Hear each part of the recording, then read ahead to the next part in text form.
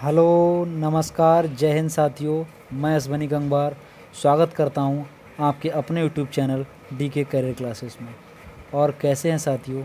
तो साथियों, जैसे कि आपको पता है, मैं आपको मनोविज्ञान पढ़ा रहा था। तो अभी कुछ समय से कुछ प्रॉब्लम चल रही थी, जिसकी वजह से हम वीडियोस नहीं डाल पा रहे थे, बहुत सारे कामों में बिजी थे।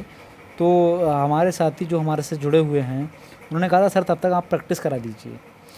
तो मैं आपके लिए आज मनोविज्ञान के कुछ प्रश्नों को लेकर आया हूं, जो हमने पहला टॉपिक पढ़ा था अपना, जिसमें हम लोग मनोविज्ञान की अवस्थाएं पढ़ते हैं बाल विकास की।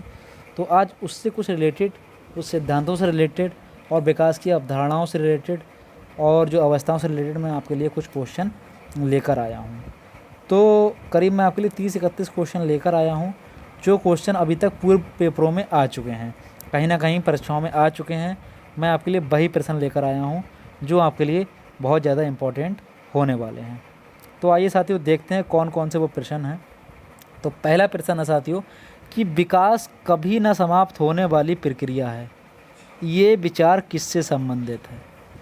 जो विकास होता है ये कभी ना समाप्त होने वाली प्रक्रिया है, ये बात किसने कही है, किससे संबंधित है, इस बात को देख लेते हैं। तो ये कौन कौन से चार इसमें कुछ सिद्धांत दिए हुए हैं, तो ये किस सिद्धांत की ये बात है? तो पहला सिद्धांत दिया है इसमें एकीकरण का सिद्धांत, दूसरा दिया अंतःक्रिया का सिद्धांत, और तीसरा दिया अंतः संबंध का सिद्धांत, तो चौथा दिया है निरंतरता का सिद्धांत। तो सही उत्तर इसमें क्या होगा?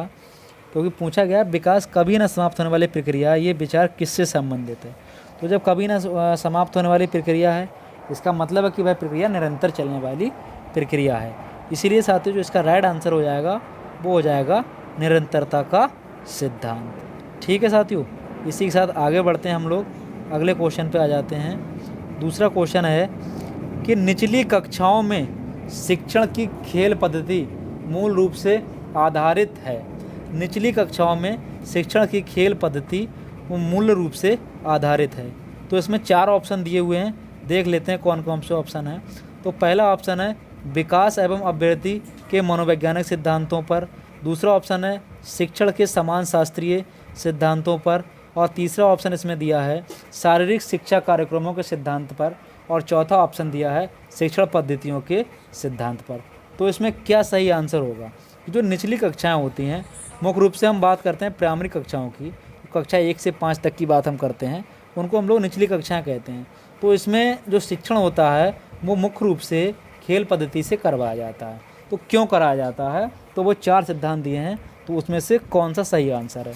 तो इसका साथियों जो राइट आंसर हो जाएगा वो हो जाएगा ए ऑप्शन, विकास एवं अभिवृद्धि के मनोवैज्ञानिक सिद्धांतों पर।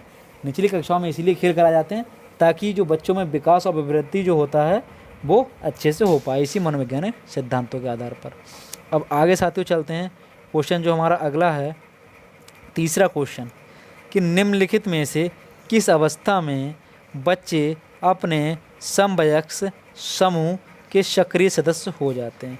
समवयस्क समूह को बोलते हैं पीयर ग्रुप। पीयर ग्रुप इसमें चार ऑप्शन हैं। नंबर 1 पूर्व बाल्यावस्था, नंबर 2 बाल्यावस्था, नंबर 3 किशोरावस्था, और नंबर 4 प्रौढ़ावस्था। तो आप लोग खुद सोचिए कि किस अवस्था में बच्चे अपने समवयस्क समूह बनाने लगते हैं। आपने पढ़ा भी होगा, मैंने पढ़ाया भी था कि पीयर ग्रुप क्या होते हैं। तो जो साथी पीयर ग्रुप बच्चे बनाते हैं वो मुख्य रूप से किशोरावस्था में बनाते हैं। अपने उनकी उम्र के बच्चे होते हैं, उनके साथ रहना अलग से अच्छे से पसंद करते हैं। तो किस उम्र की ये विशेषता है? तो साथियों ये विशेषता जो है ये किशोरावस्था की विशेषता हो जाती है।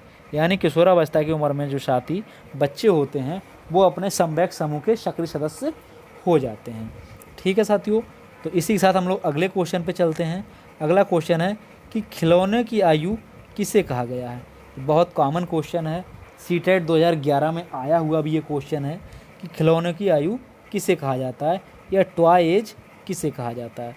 तो इसका सही आंसर क्या होगा बताइए साथियों। पूर्व बाल्यावस्था, उत्तर बाल्यावस्था, या शैशवावस्था, या उपरोक्त सभी? तो कौन सा सही आंसर होगा थोड़ा बताइए साथियों। थोड़ा टिपिकल क्वेश्चन है, वैसे तो हम यही कहेंगे कि बाल्यावस्था में होगा, लेकिन यहाँ पे चूंकि दो जगह ऑप्शन दे दिया है बाल्यावस्था का, तो उन दो बाल्यावस्था में कौन सा सही आंसर होगा ये बताना थोड़ा मुश्किल हो जाता है। लेकिन साथियों जो सीटेट 2011 में चूंकि ये क्वेश्चन आया गया है, तो वहाँ पर इसको जो पहला ऑप्शन है इसका पूर्व बाल्यावस्था ये सही माना गया था। तो इसका पहला आंसर जो है ईयरली चाइल्डहुड वही सही हो जाएगा। ठीक है साथियों, इसी के साथ अगले क्वेश्चन पे बढ़ते हैं। आपका विकास का अर्थ है, विकास का अर्थ है, ये क्वेश्चन सीटेट 2011 का आया हुआ है। इसमें 4 ऑप्शन दिए हैं कि विकास का क्या क्या अर्थ है। पहला है परिवर्तनों की उत्तरोत्तर श्रृंखला, प्रोग्रेसिव सीरीज ऑफ चेंजेस। दूसरा है अवप्रेरणा के फलस्वरूप होने वाले परिवर्तनों की श्रृंखला। तीसरा है अवप्रेरणा के अनुभव के फलस्वरूप होने वाले परिवर्तनों के उत्तरोत्तर श्रृंखला। और चौथा ऑप्शन है परिपक्वता एवं अनुभव के फलस्वरूप होने वाले परिवर्तनों की श्रृंखला। तो आपको बताना है इन 4 ऑप्शनों में से कि जो विकास का अर्थ है वो सही ऑप्शन क्या हो जाएगा, बताइए। तो विकास का जो अर्थ है इसका सही ऑप्शन जो हो जाएगा, जो इसमें दिया हुआ है ऑप्शन नंबर डी, वही हो जाएगा। यानी कि जब आप परिपक्व हो जाते हैं, जब मैच्योर हो जाते हैं, उसके बाद जो आप अनुभव होते हैं, आपके लिए मिलते हैं, उसके फलस्वरूप जो आपके परिवर्तन आते हैं, उसकी जो श्रृंखला देखने को मिलती है, वही वास्तव में विकास का अर्थ होता है। तो ये आपका हो गया इसका राइट आंसर डी। अगले बढ़ते हैं। अगला क्वेश्चन क्या कह रहा है, छठा क्वेश्चन है ये सीटेट में ये भी आया हुआ 2011 का। मैं आपके लिए वही प्रश्न लाया हूँ जो मोस्टली सीटेट में आए हुए हैं या और अच्छी परीक्षाओं में आए हुए हैं। तो अगला क्वेश्चन क्या है कि विकास के संदर्भ में निम्नलिखित में से कौन सा कथन सत्य नहीं है। ये बात ध्यान रखना, इसमें नहीं पूछा गया है, क्योंकि हम लोग कभी कभी कंफ्यूज हो जाते हैं तो नहीं पे ध्यान नहीं देते हैं तो ऑप्शन गलत कर देते हैं। परीक्षाओं में भी यही हमारे साथ होता है, लेकिन इसमें नहीं पूछा गया कि विकास के संदर्भ में निम्नलिखित में से कौन सा कथन सत्य नहीं है। तो पहला ऑप्शन है कि विकास की प्रत्येक अवस्था के अपने खतरे हैं। दूसरा, विकास बढ़ावा देने से नहीं होता है। तीसरा, विकास सांस्कृतिक परिवर्तनों से प्रभावित होता है। चौथा, विकास की प्रत्येक अवस्था की अपनी विशेषता होती है। तो इसमें पहला ऑप्शन है कि विकास की प्रत्येक अवस्था के अपने खतरे हैं, बिल्कुल सही बात है। दूसरा ऑप्शन है विकास बढ़ावा देने से नहीं होता है, देख लेंगे इसको अभी। तीसरा ऑप्शन है विकास सांस्कृतिक परिवर्तनों से प्रभावित होता है, बिल्कुल सही बात है। चौथा ऑप्शन है विकास की प्रत्येक अवस्था की अपनी विशेषता होती है, बिल्कुल सही बात है। हर अवस्था की एक अपनी विशेषता होती है। तो ये 3 ऑप्शन तो सही हैं। तो बचा चौथा ऑप्शन जो कि बी ऑप्शन है, यही गलत है कि विकास बढ़ावा देने से नहीं होता है। तो ये ऑप्शन जो है यहाँ पर गलत हो जाएगा कि विकास बढ़ावा देने से नहीं होता है। ठीक है, अब आइए अगले क्वेश्चन पे हम लोग बढ़ते हैं। अगला क्वेश्चन है यहाँ पे 7वां क्वेश्चन, सॉरी 8वां क्वेश्चन है, वो मिस हो गया ये क्वेश्चन, कोई बात नहीं, पीडीएफ बनाने में प्रॉब्लम हो गई, ये क्वेश्चन मिस हो गया है, कोई बात नहीं। निम्नलिखित में से कौन सा कथन विकास के बारे में सत्य नहीं है। तो 4 ऑप्शन दिए यहाँ पर विकास के बारे में, ये भी सीटेट 2011 का ही क्वेश्चन है। तो इसमें क्या क्या कहा गया विकास के बारे में कि विकास अंतःक्रिया का फल है, प्रोडक्ट ऑफ इंटरएक्शन, बिल्कुल सही बात है। विकास जो है वो अंतःक्रिया का ही फल है, जब तक अंतःक्रिया नहीं होगी तब तक विकास नहीं होगा। दूसरा ऑप्शन है विकास एक व्यवस्थित श्रृंखला का अनुगामी है, बिल्कुल सही बात है, ऑर्डरली सीक्वेंस है, ये सही बात है। तीसरा ऑप्शन इसमें दिया है कि विकास एक व्यक्तिगत प्रक्रिया है, विकास एक इंडिविजुअलाइज्ड प्रोसेस है, बिल्कुल सही बात है। हर व्यक्ति में व्यक्तिगत विभिन्नता होती है और हर व्यक्ति का विकास जो है वो अलग अलग तरीके से होता है। अब चौथा ऑप्शन जो दिया है विकास विशिष्ट से सामान्य की ओर होता है, तो बस यही गलती है, जो विकास है विशिष्ट से सामान्य की ओर होता है, इन्होंने दिया है, यही ऑप्शन आपका गलत है। विकास विशिष्ट से सामान्य की ओर नहीं होता, विकास सामान्य से विशिष्ट की ओर होता है। आप लोग भी जानते होंगे कि कोई व्यक्ति मान लिया पौधा है, वो पौधा बन चुका, अब आप उसको चाहें कि वो फिर से बीज का रूप ले ले, क्या ले सकता है? ऐसा पॉसिबल नहीं है, बीज से ही पौधे का निर्माण होता है। इसीलिए कहा गया विकास विशिष्ट से सामान्य की ओर होता है, ये ऑप्शन गलत है। ठीक है, अब बढ़ते हैं अगले क्वेश्चन पे हम लोग यहीं पर कि बालकों की सोच अमूर्तता की अपेक्षा मूर्त अनुभवों एवं प्रत्ययों से होता है। जो बालकों की सोच होती है ये अमूर्तता की अपेक्षा मूर्त अनुभवों एवं प्रत्ययों से होती है, यानी कि जो एब्स्ट्रैक्शन की अपेक्षा कॉन्क्रीट जो एक्सपीरियंस होते हैं, उनके जो कॉन्सेप्ट होते हैं वो ज़्यादा होते हैं। तो ये किस अवस्था में होते हैं? पहला ऑप्शन दिया है इन्होंने 7 से 12 वर्ष, दूसरा दिया है 12 से 14 22 तक, तीसरा दिया है 2 से 7 वर्ष, अगला ऑप्शन दिया है जन्म से 2 वर्ष तक। तो आपको बताना है कि बालकों की जो सोच होती है वो एब्स्ट्रैक्शन की अपेक्षा कॉन्क्रीट अनुभवों की तरफ कब होता है, उसका कॉन्सेप्ट बनने लगता है। तो इसका जो सही आंसर हो जाएगा वो हो जाएगा 7 से 12 वर्ष। 7 से 12 वर्ष जो है इसका राइट आंसर हो जाएगा। ठीक है, ये भी क्वेश्चन आया हुआ है किसी परीक्षा में। ठीक है, अब अगले क्वेश्चन पे हम लोग बढ़ते हैं। फिर हम आपके लिए क्वेश्चन लेके आए हैं 2011 सीटेट का कि निम्न कक्षाओं में शिक्षण की खेल विधि आधारित है। जो निम्न कक्षाएं होती हैं हमारी प्राइमरी लेवल की, तो उसमें जो शिक्षण की खेल विधि आधारित है वो किस पर आधारित है। ऑप्शन पहला देख लेते हैं, शारीरिक शिक्षा कार्यक्रमों के सिद्धांत पर। ऑप्शन दूसरा देख लेते हैं, शिक्षण की विधियों के सिद्धांत पर। तीसरा है विकास एवं वृद्धि के मनोवैज्ञानिक सिद्धांत पर। अगला ऑप्शन है शिक्षण के सामाजिक सिद्धांतों पर। तो बताइए, निम्न कक्षाओं में शिक्षण की खेल विधि आधारित है, किस पर आधारित होती है। प्राइमरी लेवल पर शिक्षण की खेल विधि। तो इसका आंसर राइट हो जाएगा सी ऑप्शन, विकास एवं वृद्धि के मनोवैज्ञानिक सिद्धांत पर। विकास और वृद्धि जब होगी उसके जो मनोवैज्ञानिक सिद्धांत हैं उसी के आधार पर निम्न लेवल की जो कक्षाएं होती हैं उनमें शिक्षण की जो खेल विधि है वो आधारित हो जाती है। अब अगला क्वेश्चन देखते हैं कि बचपन के सांप्रतिक दृष्टिकोण की मान्यता है क्या है, यानी बचपन का जो दृष्टिकोण है उसकी क्या मान्यताएं हैं। बहुत तरीके से बच्चे वयस्कों के बराबर होते हैं, बहुत तरीके से बच्चे वयस्कों के बराबर होते हैं, गलत बात। बच्चों को युवा प्राप्त वयस्कों के रूप में सबसे अच्छा माना जाता है, ये भी कुल मिला के बात ठीक नहीं है। तीसरा ऑप्शन है कि बचपन आधारित रूप से प्रतीक्षा अवधि है। भैया बचपन आधारित रूप से प्रतीक्षा की अवधि क्यों है, बचपन में ही सबसे ज़्यादा विकास तीव्र गति से होता है, तो प्रतीक्षा की अवधि क्यों है। अब अगला ऑप्शन है बचपन वृद्धि एवं परिवर्तन की अनूठी अवधि है। तो यही जो ऑप्शन हो जाता है ये सबसे बेस्ट ऑप्शन है बचपन की सांप्रतिक दृष्टिकोण की मान्यता के आधार पर। तो ये 4 ऑप्शन दिए हैं, ये कुल मिला के चारों अपनी अपनी बातें कह रहे हैं, कुल मिला के ठीक हैं, लेकिन इन चारों में जो सबसे बेस्ट ऑप्शन है वो कौन सा हो जाता है। तो बेस्ट की बात करें तो हमारा सबसे बेस्ट ऑप्शन ये डी हो जाता है कि बचपन वृद्धि एवं परिवर्तन की अनूठी अवधि है। वास्तव में बचपन जो होता है सबसे अनूठा होता है, हर व्यक्ति का बचपन सबसे अनूठा होता है, तो इसीलिए कहा गया बचपन वृद्धि एवं परिवर्तन की अनूठी अवधि है। ठीक है, अब अगला क्वेश्चन देख लेते हैं कि निम्नलिखित में से किस स्तर में बालक अपने समकक्षी वर्ग के सक्रिय सदस्य बन जाते हैं। बहुत अच्छा क्वेश्चन है और बहुत बार अलग अलग परीक्षाओं में पूछा गया है। यहाँ पर मैंने दिया है, ये जिस बुक से ये PDF बनाई गई है तो वहाँ पे तो ये सीटेट 2011 में दिखाया है, लेकिन ये क्वेश्चन बहुत बार अलग अलग परीक्षाओं में बहुत ही बार पूछा गया है कि निम्न में से किस स्तर में बालक अपने समकक्षी वर्ग के सक्रिय सदस्य होते हैं। ऑप्शन ए किशोरावस्था, ऑप्शन बी बैकुवावस्था, ऑप्शन सी प्राक बाल्यावस्था, ऑप्शन डी बाल्यावस्था। तो साथ ही उसका जो राइट आंसर हो जाएगा वो हो जाएगा ऑप्शन ए किशोरावस्था। तो किशोरावस्था में जो साथी बच्चे होते हैं वो अपने समवयस्कों के साथ रहना बहुत अच्छा पसंद करते हैं। जैसे लास्ट एक पिछले क्वेश्चन में मैंने कराया, पीयर ग्रुप बनाने लगते हैं, समवयस्कों के साथ रहने लगते हैं, तो उसका भी आंसर किशोरावस्था था। इसी प्रकार से इसका भी आंसर किशोरावस्था होगा, एडोलसेंस होगा, किशोरावस्था होगा। ठीक है, अब अगले क्वेश्चन पर बढ़ते हैं इसी के साथ कि एक सामान्य 12 वर्ष की उम्र के बच्चे में सबसे अधिक होना संभव है।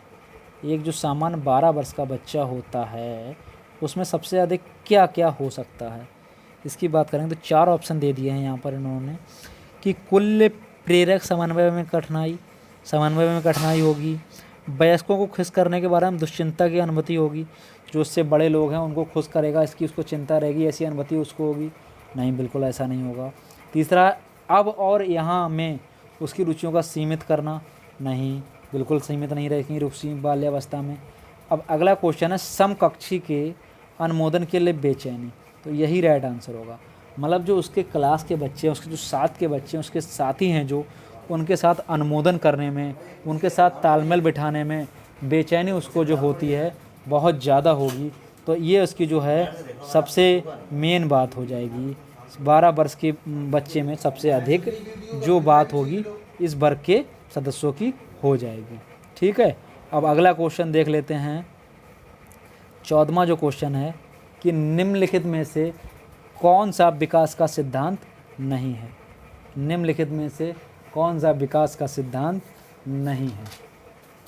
तो इसमें देख लेते हैं, 4 ऑप्शन दिए हुए हैं, कौन कौन से हैं वो।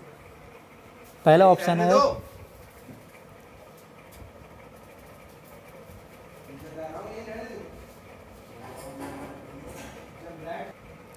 तो 14वां क्वेश्चन था कि निम्नलिखित में से कौन सा विकास का सिद्धांत नहीं है।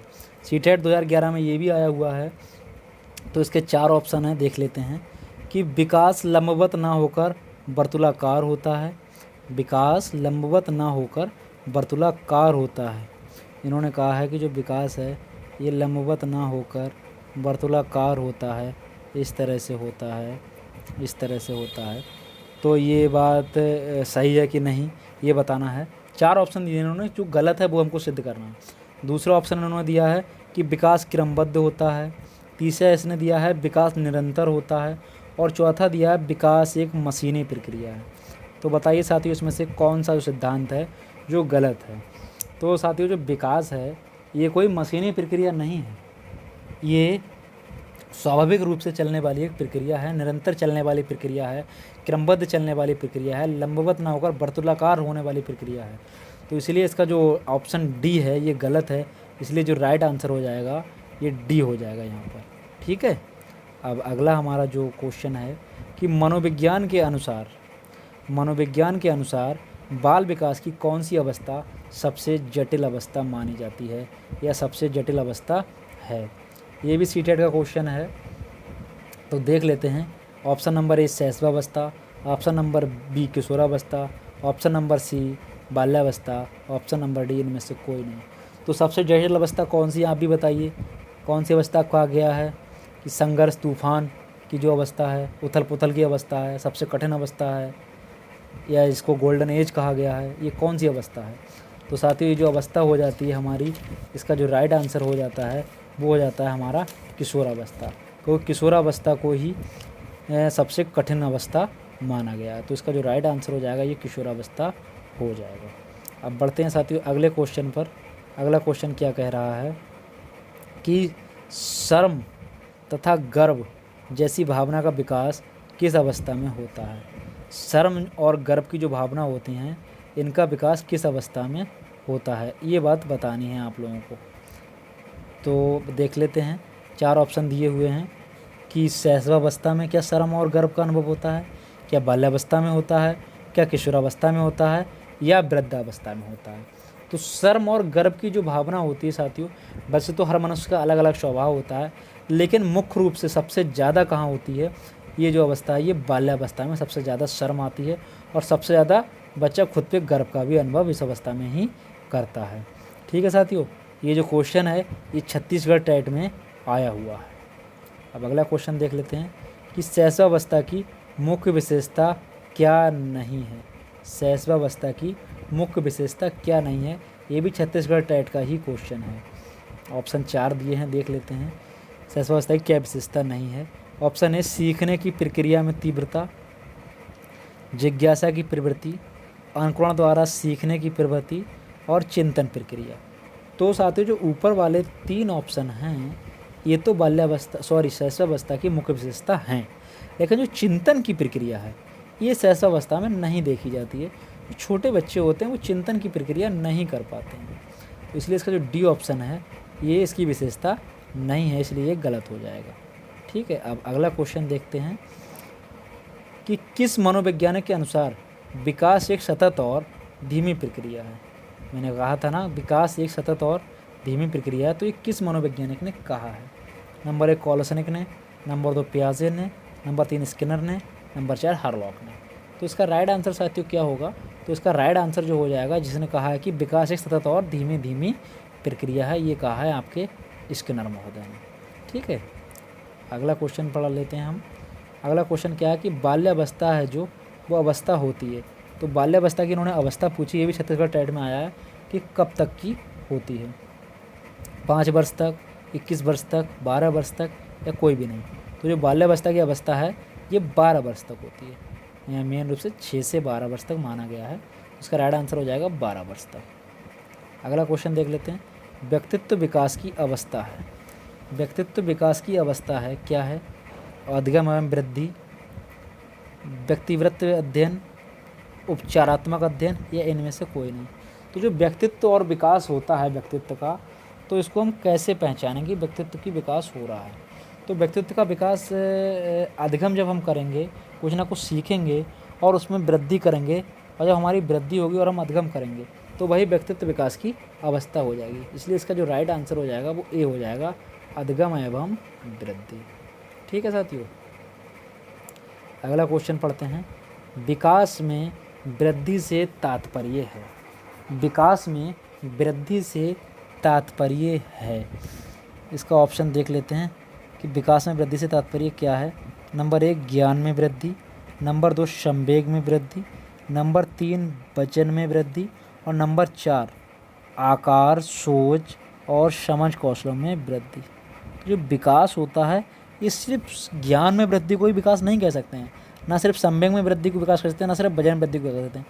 विकास एक अपने आप में बहुत बड़ी चीज़ है, बहुत बड़ी प्रक्रिया है, एक समग्र अध्ययन है। तो उसमें ये सारी चीज़ें आती हैं, आकार, सोच, समझ, कौशल इत्यादि चीज़ें आती हैं। इन सब चीज़ों में जब वृद्धि होगी तो वह विकास में वृद्धि होगी। इसलिए इसका जो राइट आंसर हो जाएगा वो डी ऑप्शन हो जाएगा। ठीक है, अब अगले क्वेश्चन पर बढ़ते हैं इसी के साथ कि परिपक्वता का संबंध है। परिपक्वता का संबंध किससे है? ठीक है, यानी मैच्योरेशन है, जो मैच्योरिटी होती है उसका संबंध किससे है? नंबर 1 विकास से, नंबर 2 बुद्धि से, नंबर 3 सृजनात्मकता से और नंबर 4 रुचि से। तो देख लेते हैं विकास का संबंध किससे है। तो जो जो परिपक्वता का जो संबंध है वो मुख्य रूप से विकास से है। कहते नहीं है कि आप अभी मैच्योर नहीं हो पाए पूर्ण रूप से। तो मैच्योर का मतलब ये होता है कि जब आप में जो विकास हो रहा है वो ठीक तरह से हो पाया या नहीं हो पाया। तो जो मैच्योरिटी का जो संबंध है वो मुख्य रूप से विकास से है। तो इसका 22 का जो आंसर हो जाएगा परिपक्वता का संबंध वो विकास से हो जाएगा। अब इसी के साथ अगले क्वेश्चन में बढ़ते हैं कि तनाव और क्रोध की अवस्था क्या है। अभी मैंने बताया था कि तनाव, संघर्ष और तूफान की अवस्था है, तो कौन सी अवस्था है वो? ये कोटेशन किसने कहा है ये भी मैं बताऊंगा अभी आपको। तो ऑप्शन 1 शैशवावस्था, ऑप्शन 2 किशोरावस्था, ऑप्शन 3 बाल्यावस्था और ऑप्शन डी वृद्धावस्था। तो बताइए तनाव और क्रोध की अवस्था क्या हो जाती है? तो साथियों जो इसका राइट आंसर हो जाएगा वो हो जाएगा आपका ऑप्शन बी किशोरावस्था। ये छत्तीसगढ़ टेट में आया है। तनाव, संघर्ष, तूफान की जो अवस्था और क्रोध की अवस्था कहा गया है या उथल पुथल की अवस्था कहा गया है वो किशोरावस्था को कहा गया है। अब एक बात आ जाती है, ये बात कही किसने है? ये बात थोड़ी इंपॉर्टेंट हो जाती है, ये भी कई बार परीक्षाओं में पूछा गया है। तो ये बात जो कही है आपके स्टैनले हॉल ने कही है। स्टैनले हॉल ने कहा है ये बात, थोड़ा ध्यान रखना किसने कहा है। ये बात जो कही है आपकी स्टैनले हॉल जी ने कही है। ठीक है, अगला क्वेश्चन पढ़ लेते हैं कि सीखने की प्रोजेक्ट विधि किस अवस्था के लिए उपयोगी है? सीखने की प्रोजेक्ट विधि किस अवस्था के लिए उपयोगी है? देख लेते हैं, इसमें 4 ऑप्शन है कि जो प्रोजेक्ट विधि होती है वो किस अवस्था में ज़्यादा महत्वपूर्ण होती है। बाल्यावस्था के लिए, पूरी बाल्यावस्था के लिए, किशोरावस्था के लिए, ये उपयुक्त सभी के लिए। तो जो साथियों सीखने की प्रोजेक्ट विधि होती है, आप जानते हैं बाल्यावस्था से बच्चा स्कूल जाने लगता है, पूरे बाल्यावस्था से तो सीखना शुरू कर देता है। तो जो प्रोजेक्ट विधि जो होती है हमारे विद्यालय में हम लोग को सिखाया जाता है, तो वो हमारे लिए हर अवस्था में ज़रूरी होती है और आवश्यक होती है। तो इसलिए इसका जो राइट आंसर हो जाएगा वो उपयुक्त सभी हो जाएगा। ठीक है साथियों, अब इसके साथ हम लोग अगले क्वेश्चन पर बढ़ते हैं। अगला क्वेश्चन है जो कि वाइगोत्स्की ने बाल विकास के विषय में कहा है। जो वाइगोत्स्की हैं सामाजिक मनोवैज्ञानिक हुए हैं ये, तो इन्होंने क्या कहा है? ये थोड़ा अच्छा क्वेश्चन है और पंजाब टेट में आया हुआ ये क्वेश्चन है। आइए देख लेते हैं इसके बारे में कि वाइगोत्स्की ने बाल विकास के बारे में क्या कहा है। इन्होंने कहा है ये संस्कारों के आनुवंशिकी के कारण होता है, ये सामाजिक अनुक्रिया का उत्पाद है, ये औपचारिक शिक्षा का उत्पाद है, ये समावेशन और समायोजन का परिणाम है। तो ये 4 ऑप्शन दिए हैं। तो मैं आपको बात बता दूं साथियों, एक ये पासवर्ड मान सकते हैं, ये ट्रिक मान सकते हैं कि जब भी कभी क्वेश्चन वाइगोत्स्की से आ जाए तो उसमें 4 ऑप्शन दिए होंगे। अगर उन चारों ऑप्शन में कहीं पे अगर सामाजिक शब्द दिया है तो आंखें बंद करके वो सामाजिक वाला ऑप्शन आप मार देना और वही ही आपका सही हो जाएगा। ठीक है, तो इसका जो राइट आंसर हो जाएगा सामाजिक अनुक्रिया का उत्पाद होता है। जो बाल विकास होता है इस सामाजिक अनुक्रिया का उत्पाद होता है। जो बाल विकास होता है इस समाज में जब कोई क्रिया होती है उसके द्वारा ही उत्पन्न होता है या उसका ही उत्पाद होता है। ये बात किसने कही है? वाइगोत्स्की जी ने कही है। अब अगला क्वेश्चन देख लेते हैं कि निम्नलिखित में से कौन सा विकास का सिद्धांत है। इस सीटेट 2012 में आया हुआ क्वेश्चन है। इसको देख लेते हैं कि पहला ऑप्शन इसका क्या है, सभी की विकास दर समान नहीं होती। ठीक है। दूसरा ऑप्शन है विकास हमेशा रेखीय होता है। ठीक है। तीसरा ऑप्शन है ये निरंतर चलने वाली प्रक्रिया नहीं है। चौथा ऑप्शन है विकास की सभी प्रक्रियाएं अंतः संबंधित नहीं हैं। अब इन्होंने नहीं पूछा, इन्होंने पूछा कि कौन सा विकास का सिद्धांत है। तो ये निरंतर चलने वाली प्रक्रिया होती है, बिल्कुल सही बात है। इन्होंने लिख दिया नहीं है, तो ये ऑप्शन कट गया। दूसरा विकास की सभी प्रक्रियाएं अंतः संबंधित नहीं हैं, सभी प्रक्रियाएं अंतः संबंधित होती हैं, इसलिए ये भी कट गया। और तीसरा है विकास हमेशा रेखीय होता है। ये बात भी ठीक नहीं, हमेशा रेखीय नहीं होता है, कभी कभी वर्तुलाकार भी होता है। तो बचा ऑप्शन आपका ए। तो इसका जो राइट आंसर हो जाएगा वो ए हो जाएगा कि सभी की विकास दर समान नहीं होती। बिल्कुल सही बात है, हर व्यक्ति में जो विकास की दर है वो अलग अलग प्रकार से होती है, इसलिए इसका जो राइट आंसर हो जाएगा वो ए हो जाएगा कि विकास का जो सिद्धांत है सभी की विकास दर समान नहीं होती है। अब अगला क्वेश्चन देख लेते हैं कि मानव विकास के क्षेत्रों में विभाजित किया जा सकता है। जो मानव का विकास है ये किन किन क्षेत्रों में विभाजित किया जा सकता है। बहुत अच्छा क्वेश्चन है और ये कई परीक्षाओं में आया हुआ है। ये तो सीटेट 2012 में दिया हुआ है, मुझे कंफर्म ध्यान नहीं, अभी 2019 या 20 में जो सीटेट हुए थे उनमें भी ये क्वेश्चन आया है। तो ये चारों ऑप्शन इसके देख लेते हैं क्या क्या, कि मानव विकास के क्षेत्रों में विभाजित किया जाता है। जो मानव का विकास है ये किन किन क्षेत्रों में विभाजित किया जा सकता है। तो ए ऑप्शन में देखते हैं क्या क्या दिया है, शारीरिक, संज्ञानात्मक, संवेगात्मक और सामाजिक। ठीक है। नंबर 2 देख लेते हैं, संवेगात्मक, संज्ञानात्मक, आध्यात्मिक और सामाजिक। और नंबर अगला देख ले और मनोवैज्ञानिक। नंबर सी देख लेते हैं, मनोवैज्ञानिक, संज्ञानात्मक, संवेगात्मक और शारीरिक। नंबर अगला देख लेते हैं, शारीरिक, आध्यात्मिक, संज्ञानात्मक और सामाजिक। तो ये चार जो ऑप्शन दिए हैं इनमें से कौन सा सही होगा। अब मैं आपके लिए बता दूं कि जो चारों ऑप्शन जो दिए हैं इन्हें हमें कैसे काटना है, इनसे बाहर कैसे निकलना है, कैसे पता करना है कि सही कौन सा है। तो आपको पता होगा, आपने विकास की अवस्थाएं पढ़ी होंगी या मानव विकास पढ़ा होगा, तो हमने उसमें कहीं मनोवैज्ञानिक विकास नहीं पढ़ा होगा, तो ये और आध्यात्मिक विकास नहीं पढ़ा होगा, तो ये ऑप्शन तो हमारा कट हो गया। इसमें दे दिया मनोवैज्ञानिक, ये भी नहीं पढ़ा होगा, तो ये ऑप्शन भी हमारा कट हो गया। अब हमारा बचा क्या, डी ऑप्शन। तो डी ऑप्शन में हमने ये आध्यात्मिक इसमें भी दे दिया, तो इसलिए ये भी कट हो गया। तो एक ये भी कट हो गया, एक ये भी कट हो गया। तो बचा कौन सा, ए ऑप्शन। तो मानव जो विकास है ये शारीरिक रूप से भी होता है, संज्ञानात्मक रूप से भी होता है, संवेगात्मक रूप से होता है और सामाजिक रूप से होता है। इसलिए इसको राइट आंसर हो जाएगा मानव विकास का क्षेत्रों में विभाजन, तो ये हो जाएगा ए ऑप्शन। ठीक है। अब अगले बढ़ते हैं नेक्स्ट क्वेश्चन की ओर। नेक्स्ट क्वेश्चन क्या कह रहा है कि विकास शुरू होता है, जो विकास शुरू होता है वो कहाँ से शुरू होता है, उत्तर बाल्यावस्था से, प्रसव पूर्व अवस्था से, या शैशवावस्था से, या पूर्व बाल्यावस्था से। ये भी सीटेट 2012 क्वेश्चन है। तो बताइए, तो आप लोग जानते हैं कि जो विकास शुरू होता है बच्चे का वो भ्रूण से ही शुरू हो जाता है, एम्ब्रियो से ही शुरू हो जाता है। जब बच्चा अपनी माँ के प्रसव में होता है, प्रसव अवस्था जो होती है, भ्रूण अवस्था जो होती है, जब भ्रूण बनता है बच्चे का तभी वहाँ से बच्चे का डेवलपमेंट होने लगता है। तो जो विकास शुरू होता है इसका जो राइट आंसर हो जाएगा वो हो जाएगा प्रसव पूर्व अवस्था से। प्रसव अवस्था होती है जब बच्चा जन्म लेता है, और जो जन्म से पूर्व की अवस्था है जिसको बोलते हैं भ्रूण अवस्था, तो उसी अवस्था से जो विकास है वो शुरू हो जाता है। तो इसका विकास शुरू होता है, इसका राइट आंसर हो जाएगा प्रसव पूर्व अवस्था से।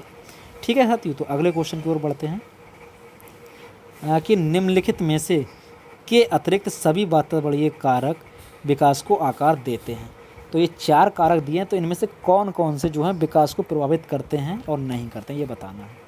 तो नंबर 1 हो जाएगा आपका पौष्टिकता की गुणवत्ता, नंबर 2 संस्कृति, नंबर 3 शिक्षा की गुणवत्ता और नंबर 4 शारीरिक गठन। तो ये 4 जो कारक दिए हैं तो इनमें से कौन कौन से वातावरणीय कारक हैं ये पहचानना हमें। बताना ये कि के अतिरिक्त सभी वातावरणीय कारक विकास को आकार देते हैं। तो जो पौष्टिकता की गुणवत्ता है, जो हम भोजन प्राप्त करते हैं, वो भी हम वातावरण से कहीं ना कहीं प्राप्त करते हैं। शिक्षा की गुणवत्ता, ये भी हम कहीं ना कहीं स्कूल से या परिवार से या बाहर से लेते हैं। और तीसरा संस्कृति, जो हमारा कल्चर होता है, ये भी कहीं ना कहीं वातावरण से रिलेटेड है। लेकिन ये तीनों चीज़ें तो हमारे शरीर को जो प्रभावित करती हैं, विकास के आकार को देती हैं, ठीक है। लेकिन जो चौथा ऑप्शन है शारीरिक गठन, ये कहीं ना कहीं पे थोड़ा सा हम लोग को कंफ्यूज करता है कि जो वातावरण के जो कारक हैं, वो उसमें जो शारीरिक गठन है, ये विकास को प्रभावित नहीं करता है, ये यानी कि विकास को आकार नहीं देता है। तो इसका जो सही आंसर हो जाएगा कि निम्नलिखित में से शारीरिक गठन के अतिरिक्त सभी वातावरणीय कारक विकास को आकार देते हैं। तो इसका जो राइट आंसर हो जाएगा वो हो जाएगा शारीरिक गठन। अब इस सीरीज का जो लास्ट क्वेश्चन है हमारा आज का, आइए वो देख लेते हैं कि किशोर का अनुभव कर सकते हैं, किशोर डैश का अनुभव कर सकते हैं। तो देख लेते हैं कौन कौन से ऑप्शन है। बचपन में किए गए अपराधों के प्रति डर का भाव, आत्मसिद्धि का भाव किशोरावस्था में तो नहीं आएगा। जीवन के बारे में परितृप्ति, अपने जीवन के बारे में बहुत ज़्यादा नहीं सोचेंगे। अगला है दुश्चिंता और स्वयं से सरोकार। तो इसमें किशोरावस्था की मुख्य बात है, ये चूँकि क्वेश्चन सीटेड 2012 का आया हुआ है, इसलिए अच्छा क्वेश्चन है कि इस उम्र में जो बच्चा होता है उसको बहुत ज़्यादा चिंता रहती है अपने कैरियर को लेकर, इसलिए लिखा गया दुश्चिंता और स्वयं से सरोकार। और खुद में वो कुछ इस्टेब्लिश्ड करना चाहता है, खुद में कुछ स्टेबिलिटी लाना चाहता है, स्वयं से कुछ सरोकार करना चाहता है, खुद से कुछ करना चाहता है, खुद के बारे में कुछ करना सोचना चाहता है, खुद कुछ अच्छा करना चाहता है। तो इसलिए किशोर दुश्चिंता और स्वयं से सरोकार का अनुभव कर सकते हैं। तो इसलिए इसको राइट आंसर हो जाएगा दुश्चिंता और स्वयं से सरोकार। तो साथियों आज हम जो आपके लिए क्वेश्चन लाए थे वो यहीं तक क्वेश्चन थे। तो साथियों इसी के साथ मैं आपको बताना चाहूँगा, ये जो क्वेश्चन थे ये प्रीवियस ईयर में कहीं ना कहीं परीक्षाओं में आए हुए हैं और बहुत अच्छे लेवल के क्वेश्चन थे। तो जो मैंने आपको पूरे कोशिश की इन सारे क्वेश्चनों को समझाने की, तो आपको अगर ये जो मैंने पढ़ाया ये PDF भी चाहिए तो आप हमारे टेलीग्राम चैनल को भी ज्वाइन कर सकते हैं। DK करियर क्लासेस से आपको यहाँ पे ये मिल जाएगी PDF। DK करियर क्लासेस आप सर्च करेंगे तो आपको टेलीग्राम चैनल मिल जाएगा। और हमारे वीडियो के लिंक में आपको व्हाट्सएप ग्रुप भी हमारा बना हुआ है, उससे आप हमारे व्हाट्सएप ग्रुप को भी ज्वाइन कर सकते हैं। तो साथियों ज़्यादा से ज़्यादा हमारी इस वीडियो को शेयर करें और अपने साथियों को ज़्यादा से ज़्यादा जोड़ें और उनको बताएं कि सर ने अब प्रैक्टिस भी शुरू कर दी है मनोविज्ञान के प्रश्नों की, जो एग्ज़ाम ओरिएंटेड हैं, कहीं ना कहीं एग्ज़ाम में आए हुए हैं। तो साथियों आप बहुत बहुत धन्यवाद आपका हमारे चैनल से जुड़े रहने के लिए, इतना सारा प्यार देने के लिए। ठीक है साथियों, thank you all of you, thank you.